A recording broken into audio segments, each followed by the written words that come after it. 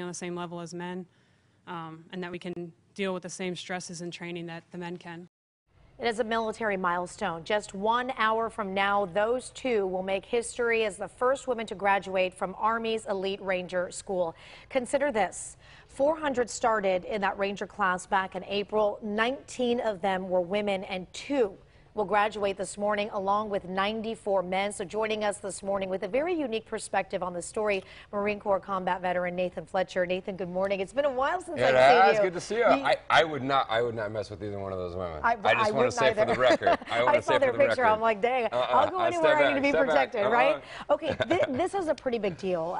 When the news broke, and I even put it up on my social media sites to just see what people had to say about this. And there are people on both sides of the fence. So let's first go back and talk about this. This has been years of tradition, women not being in like combat roles or whatnot. Where does all this even come from? Why can't women be in certain parts of the military? Well, that's what so many of us have said, because women have clearly been serving in combat. They've died in combat. They've died in Iraq. They've died in Afghanistan. They've been decorated for valor.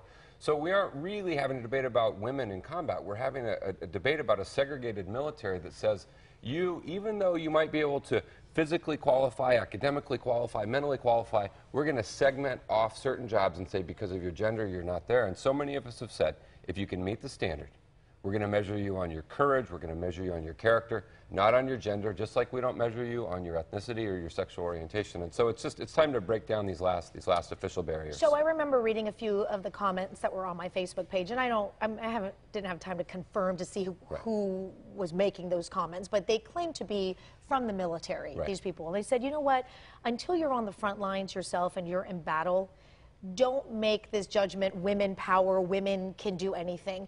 What would somebody mean by a comment like that? Well, first off, I've been in combat, right? And I can say that it doesn't matter. I mean, it doesn't matter what your gender is. What matters is your commitment, your courage, all those things we outlined, you know, your ability to perform the mission and do the job. And what's interesting is that we heard these same arguments before the military integrated racially. So 16 years before the Civil Rights Act, the military integrated racially. And everyone said, you can't do it. And you know what? It was fine. And then you remember a few years ago, right, when a lot of us said we need to end the discriminatory policy of don't ask, don't tell, let people serve openly and honorably. There was all of this dire consequences and predictions, and you know what happened? Nothing. No morale problems, no discipline problems, no problems getting troops. Then what's the problem? What's the problem? Well, change is hard. Change is hard and change is difficult. And people hold to these old stereotypes and these old cultural institutions. Is that what you think it is? It's this tradition and these, you know, small maybe group of people that want things to be a certain way? A certain way, and they don't want to change, and change scares them. But that's why we've got to keep making the point that in the American military, we've always said we measure you on your individual ability.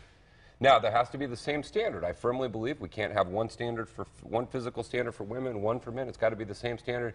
But these two women met the same standard, and they graduated with distinction.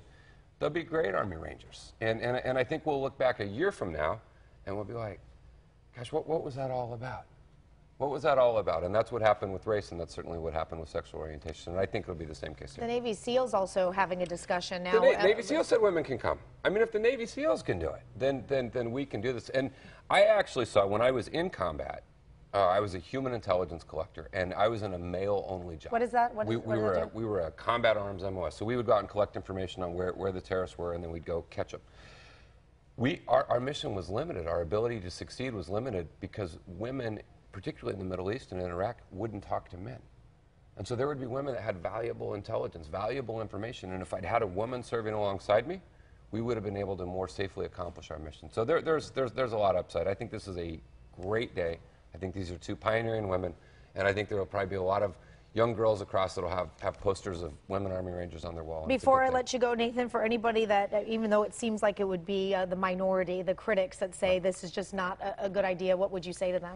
I would say you go get on the pull-up bar with these two women, right? You have a push-up contest with these two women. You do a 12-mile forced march with an 80-pound pack with these two women, and then you come back and tell me that they aren't qualified to serve their country. Always good to have you here, Good to see Nathan. you. All right, Erica, we'll send it over to you. Interesting, one of their male colleagues was doubting whether they